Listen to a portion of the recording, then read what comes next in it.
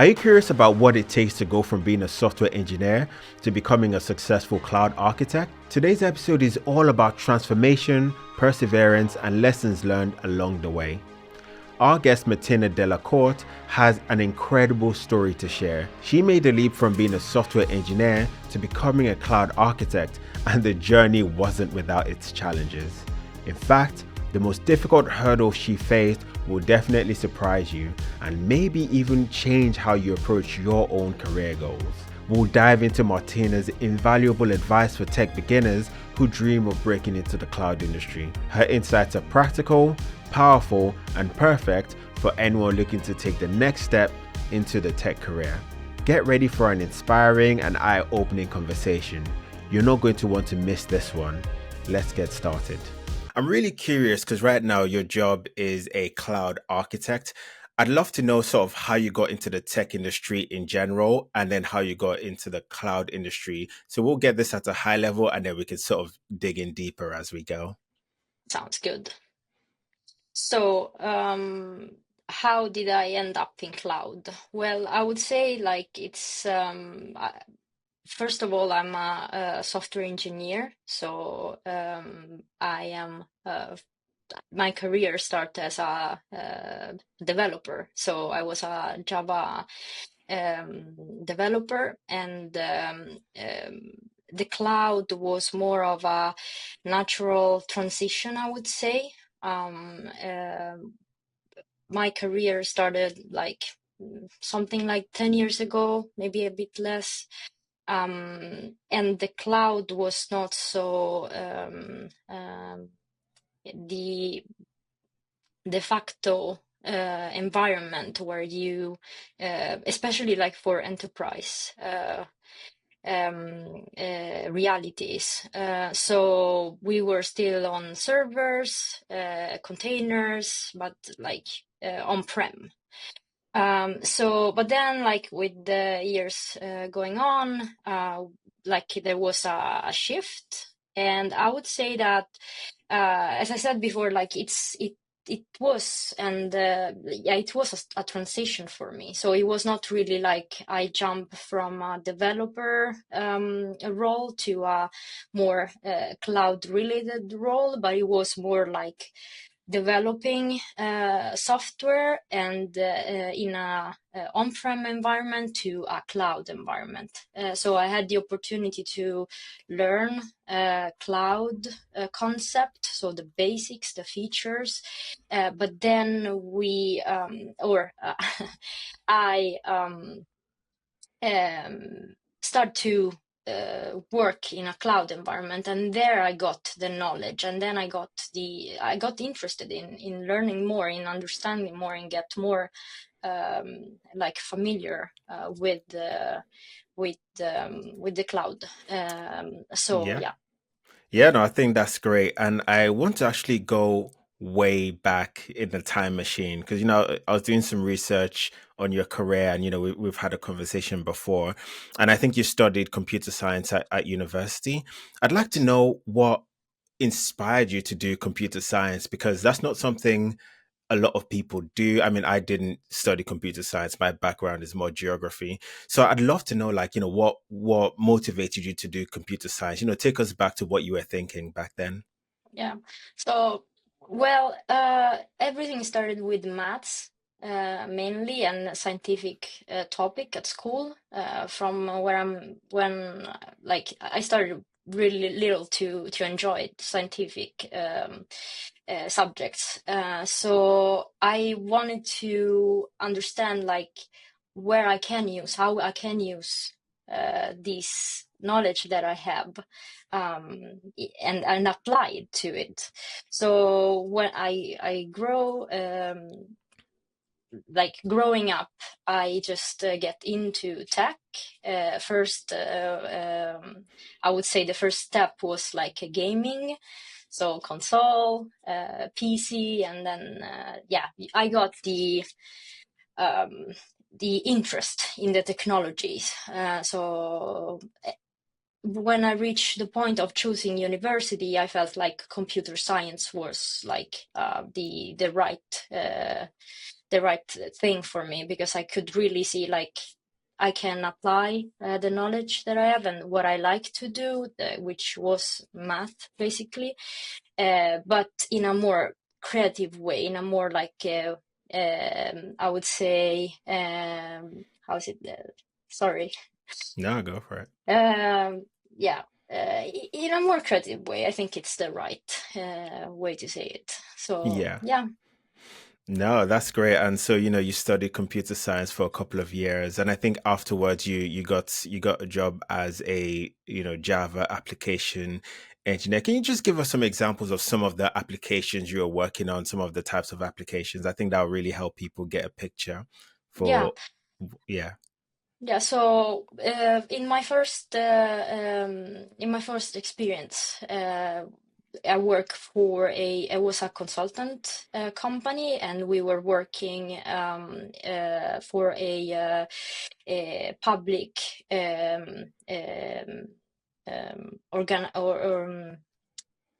sorry,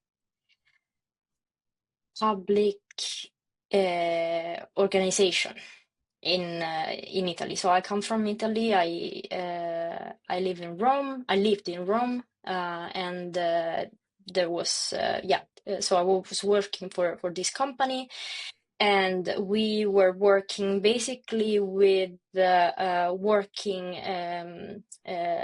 law related things. So I had the opportunity to develop um, um, some stuff for it, and I'm just it was so long ago, like I can't I can't No, remember what, that's no problem. but Yeah, go on. yeah, basically, we're working with in backend was Java, and we were working with for the front end part. So it was web applications anyway. Working on deploying the solutions on JBoss, so on-prem, and using JBoss, and for the front end was JSP, so really old uh, technology. Yeah, Cool. And so, as you're saying, you were working in Rome for a while, and then you moved to Sweden. I assume continuing to be a software engineer, a Java developer. I'm very curious to know, at what point did you go from deploying your code on premises to deploying in the cloud? I'd love to know the story of, one day I'm deploying on premises, and then what was the steps that made you sort of start deploying in the cloud? yeah. So I got a position here in Sweden, 2020, I think. Yeah, 2020 was as a full stack developer. And this company was really cool, and they were working with AWS. So from I knew already the cloud computing, and I knew already AWS because I've been using it a bit at university, but like not in. I haven't used it in a. I didn't use it in a job experience, so it was actually really cool to do the switch, and I got immediately like interested, and I fell in love with AWS. So Yeah, that's how it usually happens. Like when people yeah, sort of stumble upon the cloud and they start using it, it just seems so intuitive, and it just seems so like not easy to use necessarily, but it's like a interesting paradigm shift from the old ways of doing things. So you're in this job, and you realize that, okay, now I need to start deploying into the cloud. What specific strategies did you use to like upskill yourself? Did you do some certifications? Did you do self-study? Like, I'm curious as to how you went about upskilling yourself. yeah. So the first thing I did there was like taking the cloud practitioner certification. I mean, I think of course that doesn't do the magic. You still have to work and get the experience, hands-on experience that is fundamental, because you need to know how to use the services, how stuff work together. But the certification as an initial step can really give you an overview of what it's available, and give you a basic knowledge that can really help during your work day. But of course, as I said, I don't think that it's enough only studying and thinking that you take the certification and then you're ready to work with the cloud. You need to put your hands on the services. You need to work with them, understanding them, deploying, writing code in lambdas. So if I'm thinking about services, so I mean, you really have to. The practice is really important. Are you tired of getting ghosted by recruiters, sending out dozens of applications only to hear nothing back? I know it's frustrating, but it doesn't have to be your story. The problem isn't your potential, it's your approach. In our program at cloudcareermentor.com, you get a tried and tested learning framework that has helped dozens of cloud beginners break into the cloud industry. You build impressive high quality projects using Linux, AWS, Terraform, CI/CD, and more that demonstrate your expertise and catches the attention of recruiters. We'll also teach you how to write a standout resume and craft your LinkedIn profile, and you'll also learn how to interview like a pro, which would help impress hiring managers. And you won't be doing it alone. With our supportive community, personalized mentorship, and structured learning plan, you get the guidance you need to succeed. No more ghostings, no more rejections. Go to cloudcareermentor.com and start your dream journey today. I think. Yeah, I completely agree. And when sort of beginners ask me what they should do to get into the cloud industry, I always say, yeah, get hands on. Mm. But I also think it's important, like you say, to get some of the certifications. So, for example, the cloud practitioner and maybe the solution architect associate, because, like you mentioned, they just give you that overview. So you sort of have some context of what you're working with. So you're not going in blind. Do you remember any of the projects you did to that helped you to learn more about the cloud? Because, we always tell beginners, do hands on. But yeah, do you remember any projects you did that helped you to understand the cloud a bit more? Hmm.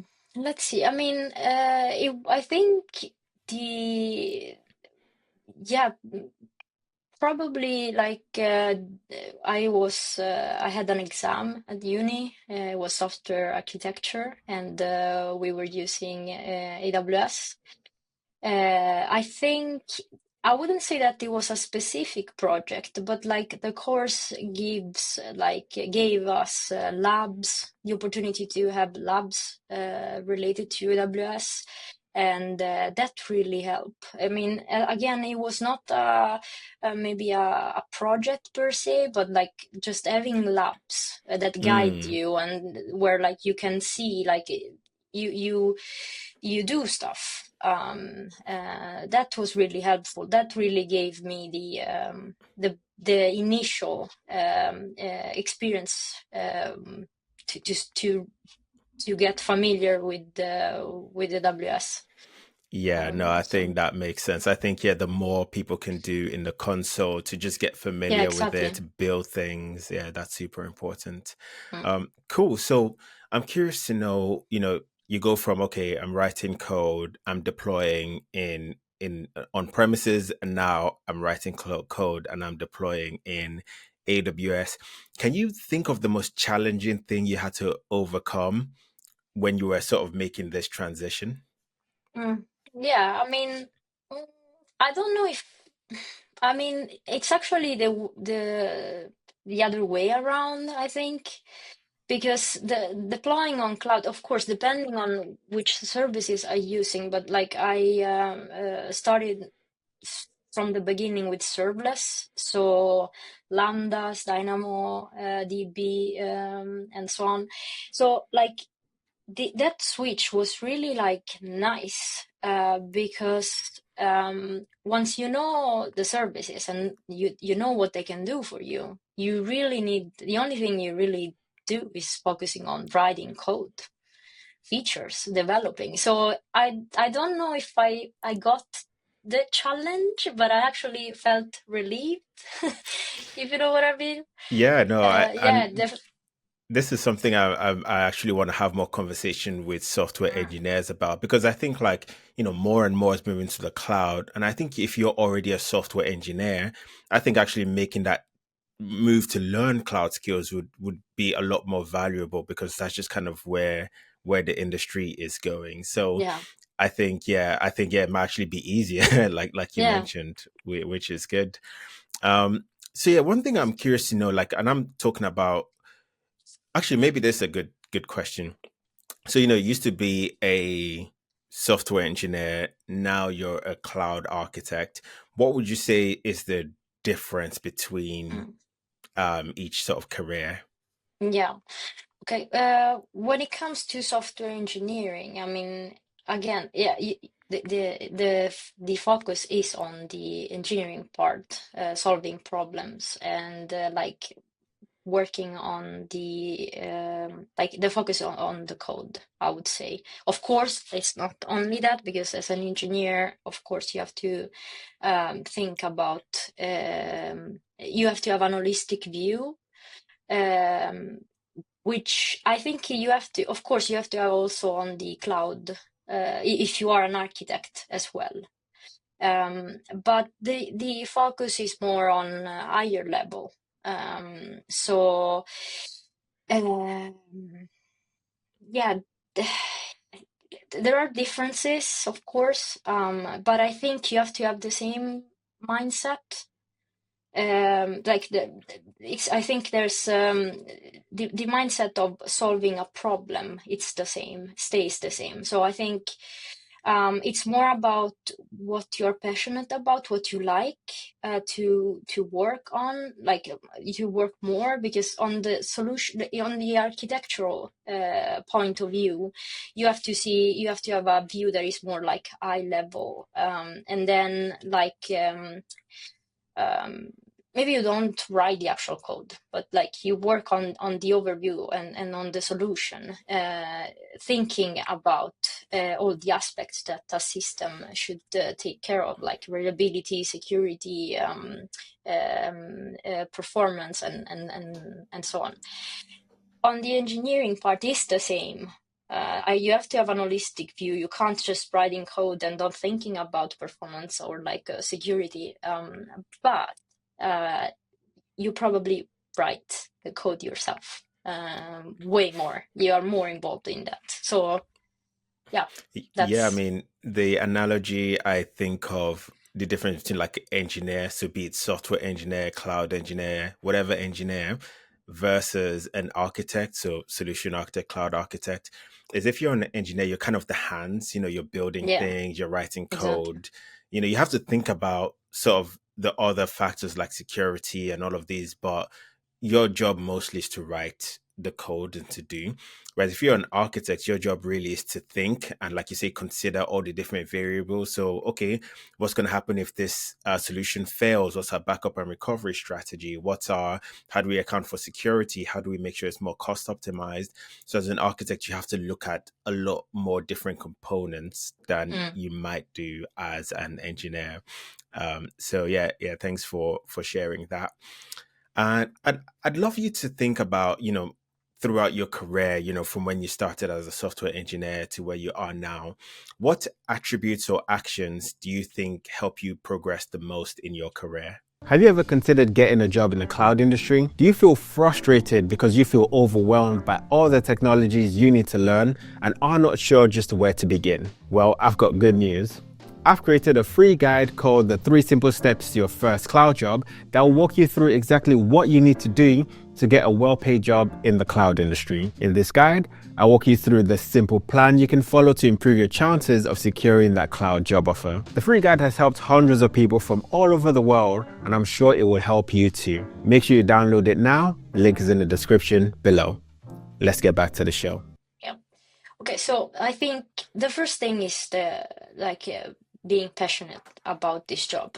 You need to like it. You need to love it. You need to be a bit of a nerd, because sometimes can be hard mentally, I would say, because I think we're pretty lucky. I wouldn't say that this job is hard, sitting 8 hours. Yeah, I mean, I wouldn't say it's hard, but like mentally sometimes could be like alienating, like doing the same thing all over again, and feeling like depending on what you're working on, of course, but maybe don't feeling like you have a purpose or like something meaningful could hit hard, at least in some cases. And so I think like having being passionate about this job it was for sure one of the things that made me come through this journey. Then I think you need to be able to collaborate with people, working in team. That is really, really important, because most of the time you will have to work in contact with not only your team but also customers. So you need to have some soft skill where like you need to be able to collaborate, taking discussion, being honest, being respectful, humble. So I mean, you need to have soft skill as well. So I think those help. And I think you need to be brave, to stand out and say what you don't like, being open with your opinions. I think that it's also really important. So I think that helped me and is helping me currently in this journey. Yeah, no, thanks for those points. And just to sort of underline some of what you said, you mentioned passion is really important, and I completely agree. And one of the reasons I like having conversations like this, with someone like yourself who's actually in the industry, who's actually doing it, is because I feel like there's a narrative online where, getting into tech is kind of like a get rich quick scheme, oh, can I do this in 3 months and get like, a 6-figure job or something like that. And so what's happened is that a lot of people are trying to get into tech who don't have the passion for it. Yeah. They're like, what's the minimum I can do? And I try to tell people that, no, you need to love this. You need to because it's really difficult. You have to spend hours troubleshooting sometimes. Like if you don't have that passion, you're going to give up really easily and really quickly. So thanks for highlighting that. I think passion is really, really essential. I love that you mentioned the ability to collaborate, because again, people think if you're a software engineer or you're a cloud engineer, you're just sitting in a basement somewhere writing code all day. But yeah, the reality is that, like you mentioned, you're collaborating with different stakeholders, like you're collaborating with project managers, customers, senior leadership, like you're talking to other team members, because this work is collaborative work. There's multiple people working together to make something happen. So thank you for highlighting that. And the final thing you mentioned is being brave and sort of expressing yourself and saying your opinions. And in my career, when I look at the people who've been successful, who've been promoted, all of that, it's always those who sort of voice their opinions and who sort of have strength in their conviction, because that's just how you stand out. That's how you influence people, that's how you get things done. And a lot of people, they just sit there and write code and don't sort of put their hand up or anything, and those people just get forgotten. So yeah, I think that ability to communicate, that ability to express your ideas and your opinion is super important. So I think you might have answered this next question, but I'd love to get any additional thoughts you have. Let's say you have someone, they come up to you, maybe they have no previous technical experience. They've been tinkering around with, maybe some software, maybe the cloud, maybe doing some YouTube videos, and they're looking to get their first job, let's say specifically in the cloud industry. What advice would you give to that person? How should they go about it? Yeah, that's a really good question. I would say like probably like if it's your first role, I would probably try to if you already know if you like a cloud provider, a specific cloud provider, then you know, and then like don't waste time to apply for like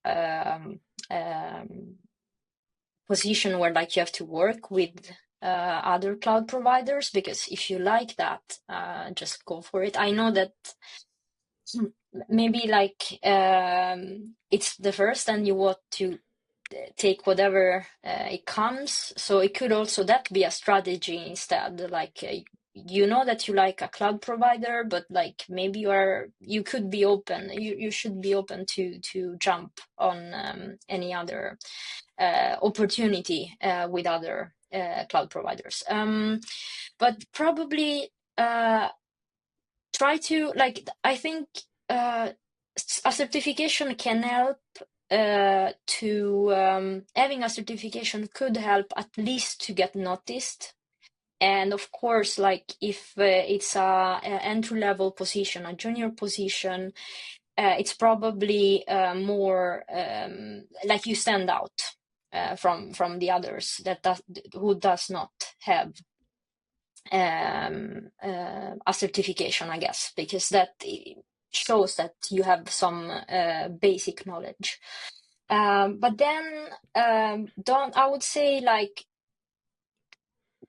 don't get stuck on having a specific cloud position, but like it could be a full stack developer as long as they work in a cloud environment. That also give you a lot of like it will give you a lot of knowledge, so much knowledge. So if your goal is I want to work in cloud, I want to work with the cloud, I want to work as a cloud, my goal is working with as a cloud architect, it's not sure that you will get a first job, a cloud architect position. Apply for full stack developer, backend developer, that has as a where you know you will work in a cloud environment. You will get so much knowledge, and that will help you to reach your goal. Yeah, I completely agree. And I usually tell beginners, because again, a lot of people think, oh, I want to be a cloud architect or I want to be a solution architect. And I kind of tell people that, look, that's like a 5 to 7 year plan, because the stakes are so high, you're making decisions that could really impact the company. So it's like, look for other roles, like maybe cloud engineer, DevOps engineer, maybe even like software engineer, those things like that, because then you can work your way up. And also, I always tell people to like just build your skills. You have to assume that in an interview, they're going to ask you, tell me about some cloud projects you've done, or, tell me about Terraform, or tell me about CI/CD. So these are some of the questions that are going to come up. So you need to make sure you've done projects that you can talk about confidently in those interviews. So no, I think that those are some very valid points you've raised. The final question I have for you is, I'm sure a lot of people listening, they'd be excited to maybe get in contact with you. So is there anything you're working on you'd like to share, or, where can people get in contact with you? Yeah, so okay, I have a blog where I mainly speak about AWS and serverless. It's called the Indie Coder .cloud. So I can maybe give Yeah, you. I'll pop it in the show notes for Yeah, sure. So check out the show notes for that. yeah, and but you can reach me on LinkedIn. I post a lot there. I am an AWS community builder as well, so I am pretty active in the AWS community, and that is my main channel to get. Perfect. Yeah, so So I'll add in the code the website, your blog, as Mm. well as your sort of LinkedIn URL. So yeah, feel free to check the show notes for that. Thanks, Martina, for coming on. You've been a real inspiration, and I'm sure my audience is gonna love this. Thank you very much. Thank you, Fayam. It was really nice to be here and speak with you.